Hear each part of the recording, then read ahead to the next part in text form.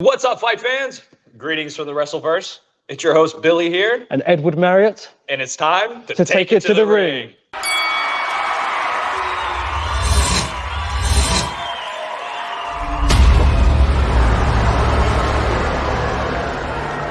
All right, so on this episode of WrestleCap, we're going to be reviewing NXT UK. And we have a special guest here, Edward. He's from the UK. I'm from the UK, so I grew up in London, and it was really cool to be watching this event for the first time, as I went to the NXT USA last week, and it was just really cool to compare them both and see it all in action, and I really enjoyed them.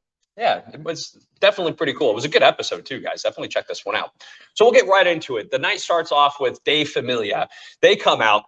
They're Charlie Dempsey, Raja, and Teoman. They come out just looking mean. They're ready to fight. They have it seemed aggressive. Yeah, you could feel the aggression in the air. Yeah, definitely. They're going to be going up against Joe and Mark Coffey with Wolfgang tonight. This is a really cool match too. Wolfgang he's a big guy. Yeah. These guys just beat the crap out of each other in this. It's very full on and constant. Yeah. Now, Dempsey was smart through the whole match, too. He was really doing a good job kind of working the ref, taking his attention away so the rest of the team can kind of work in some sneaky moves. And that really kind of gave him an advantage. Yeah, I noticed that as well. It was definitely a lot of fun to watch, too.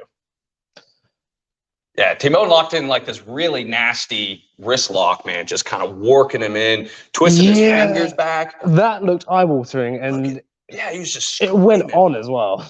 Yeah, it was pretty bad, man. I was like, I felt it for him, man. It was definitely pretty rough. So Dempsey comes in next, man, and I love this guy. It's just like, it's in his blood. He's a great wrestler. He's second generation. He's a great technician, and he's just strong, man. He's a big guy. He is a very big guy, and you could see the strength as soon as he came out. Yeah. Don't let those purple panties deceive you, man. He's a brute. So Wolfgang, man, he ends up just making his way like light work of Raja. Yeah, he was just throwing his arms around and just literally throwing his weight all around, basically. Really. But, Raja, he came back with like that big double knee slam, a really nice bridge into it also. Just some really fun technician work in this match.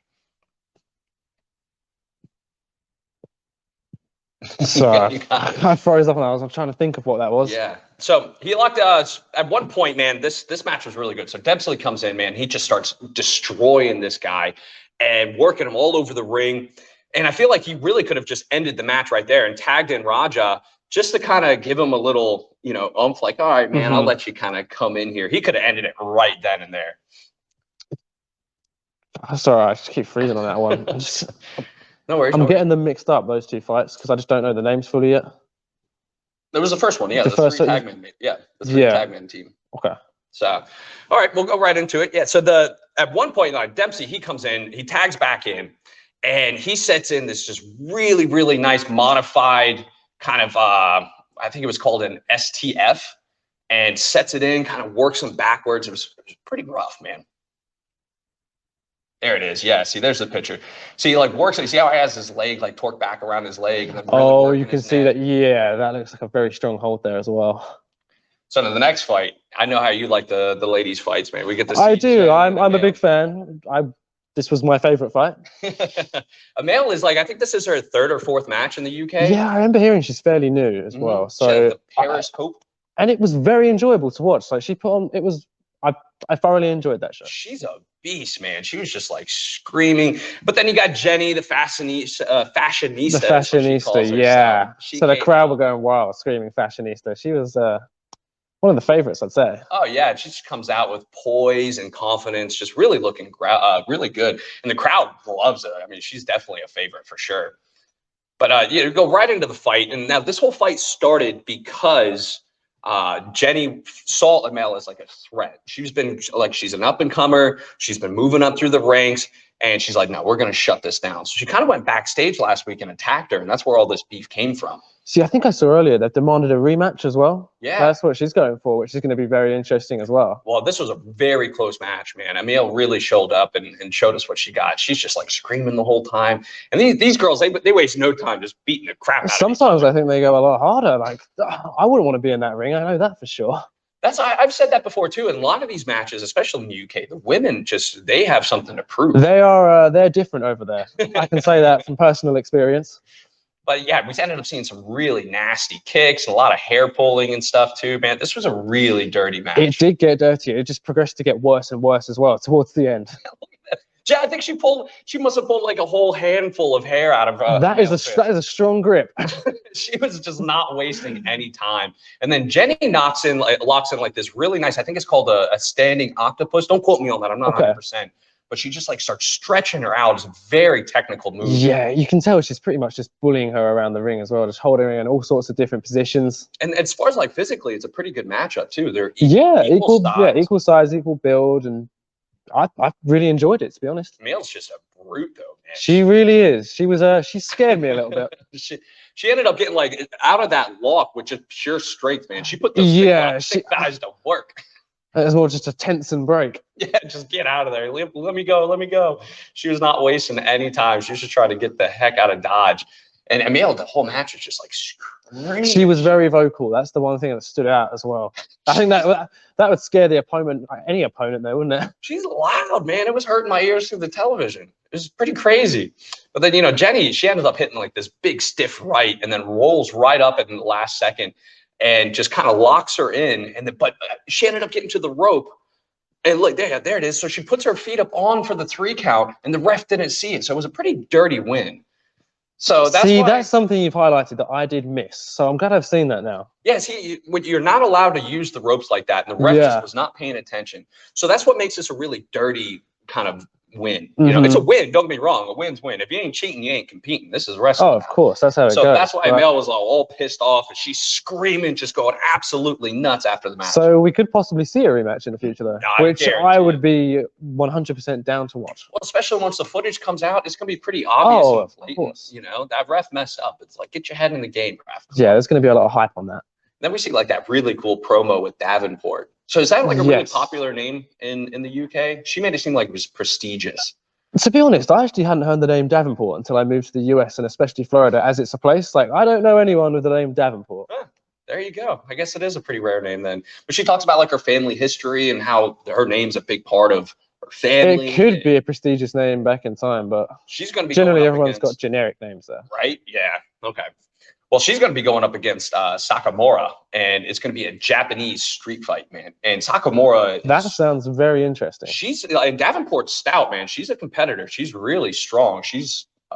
That's going to be a good match for sure. But Sakamura is no lightweight, man. She's in a street fight too. From what I've seen, this is going to be a good match, man. Yeah, that's one to look forward to, actually. Absolutely. So next up, we get to see Dragunov versus the Irish Ace. Yes. Devlin, I think is how you say it. Is it Devlin? Yes. Yeah. Which is actually a kind of popular name over there, believe it or not. There you go. Man, he has a fat head for his body. Did you notice that? He is quite the meathead. And park a car on the forehead. But he is just a beast. Now, this has been building for a while. So a few weeks back, Devlin was actually in the ring. They were kind of promoing a fight, and Dragunov the Tsar.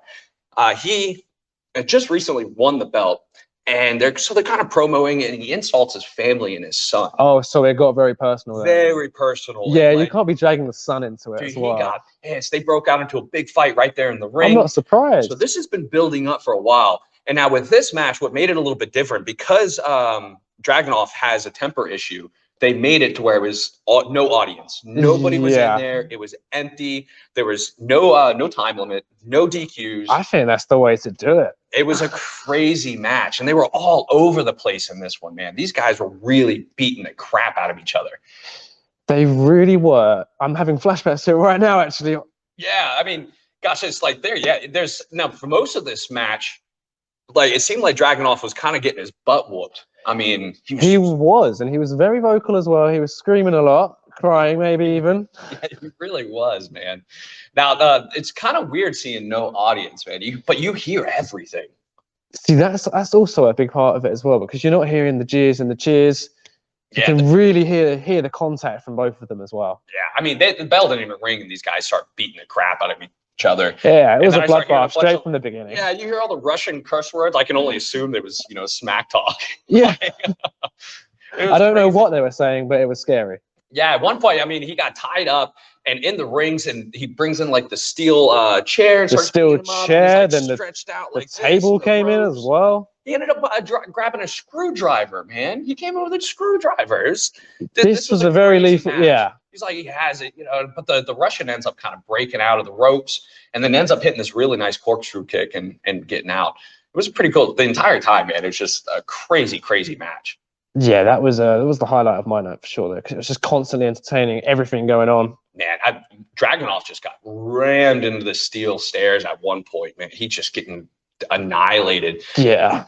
Yeah, he's just like crunched over, hating life. And then Devlin, he ends up taking a huge spear from the Tsar. This is when he kind of gets his second win. He really kind of comes back and starts beating the crap out of him. But both men end up going down after this, and they're just exhausted. You could see they were both exhausted. They barely had any energy left, and they're just crawling along slowly, both screaming in pain. You could see it in their faces. And then the Tsar misses like this big, massive body slam backstage. And, man, he's just looking really sloppy. He was sloppy, especially towards the end. It just got sloppier and sloppier. And you see the speaker case? Like, dude, he got sandwiched between the two speakers, just like rammed in. It was insane, man. And then there was like some eye thumbing and biting. It did towards the end. There was a couple of eye gouges, which was not looking nice at all. Yeah, and no DQ, man. And there was a great moonsault that he did. Like right there, he jumped off and like doing flips and all kinds of crazy acrobatics. I can imagine they're both feeling it. It seemed like the Tsar was taking a butt whooping for most of the match. Yeah, he was getting dominated for sure. But I mean, he was just so tired. Finally, the tables come out, and he could barely even get it open. He was so exhausted. Yeah, you could see he was really struggling and just really drawing out that last little win of energy. Yeah, but he got into a real nice like fireman carry. But when he was just holding him there, and I believe he was punched. Yeah, like 5 or 6 elbows into the face, and he was just taking it like a champion. And then slammed him down into the table, man. Just like, and that was what really, hammering down the elbows and toss him straight in. Man, it was just the weight behind that and force as well. That last, yeah, it's like that one hurt me this morning. He was crying. He's like, they were both crying. Then, dude, the zip ties come out, man. And not kinky. They weren't getting kinky, guys. Like, he just started beating the crap out of him with these zip ties and then ties him up. It was really bad, man. It was beating him down. It was brutal. That's the one word I could use to describe it. Yeah, like, look at this picture. He's tied up and he's getting beat with a chair. It does look like a fun Thursday night. It's like a prison fight, man. This is insane. But then that's actually a good comparison. A prison fight. And the guards just like, let it happen, man. Yeah, just let them fight it out. Why not? Let them go. They'll be all right. Right, but Dragunov, he did like this great move. He went running off the stairs and like a big drop kick laid out the Irish Ace, man. He is out. And then look at the positioning of him after. Absolutely wonderful. Arms tied behind the back. Yeah. Legs, pelvis in the air. He just like goes over and bridges into a cover with his hands still tied. You can tell he's comfortable. He's just like, please don't move. But I mean, Devlin was out cold, man. Oh, he was completely out and done. He put it right on the chin. Flat. You're asleep, buddy. Yeah, put straight to sleep. Yeah. All right, so here at Taking the Ring, we like to give each fight card a fight card rating. So we have 5 for Fight Forever. We got 4, this is awesome. 3, you still got it. And then 2 is a what? And 1, boring, worst of all. Don't even bother watching the episode. Watch us. Way better. And I think this was a great episode. I'll give it a solid 3 for sure. Yeah, I'm saying 3.5 to 4. Between 3 and 4 is where I'm really setting at, because I really enjoyed it. But I kind of like the crowd and stuff. I like the audience being there, and you feel a little bit of a vibe from that. But they're rowdy over there. Yeah, they really are rowdy in the UK. That's what I was really looking forward to. And then the S Talk is the best. Like the crowd, they really see. I'd love to go over there and like listen to the whole crowd screaming. It would be absolutely amazing. You'd hear some of the most hilarious things you've ever heard. I bet, man. Without even thinking they're bad. Not even knowing what the slang just like that sounds cool. Like, oh, I wouldn't say that to anyone. Yeah.